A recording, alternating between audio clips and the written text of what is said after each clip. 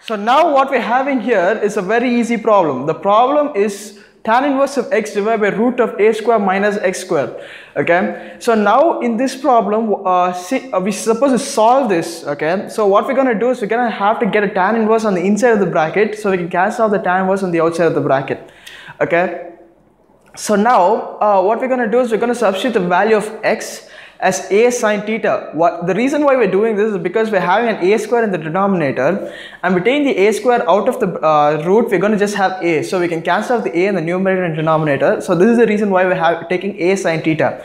Okay, so now we can say that theta is equal to sine inverse of x by a. This is because we're going to take the a from the RHS to the LHS, so it's going to go down to the denominator, and taking the sine to the other side of the equal to, it's going to become sine inverse. So theta will be equal to sine inverse of x by a.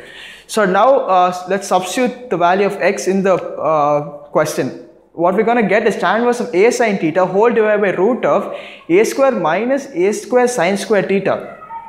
Okay, so now we can take the a square out common in the denominator and out of the root. So what we'll have is a sine theta whole divided by a root of cos square theta. Okay, how we're getting cos square theta is because when we take a square out common, we'll have 1 minus sine square theta. We know that sine square theta plus cos square theta is equal to 1.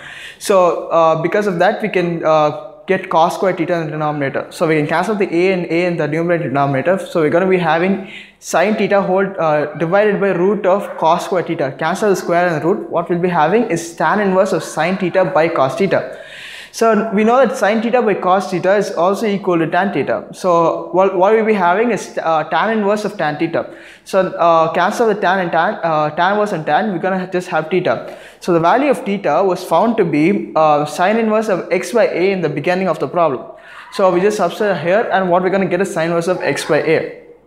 That is your simplest form.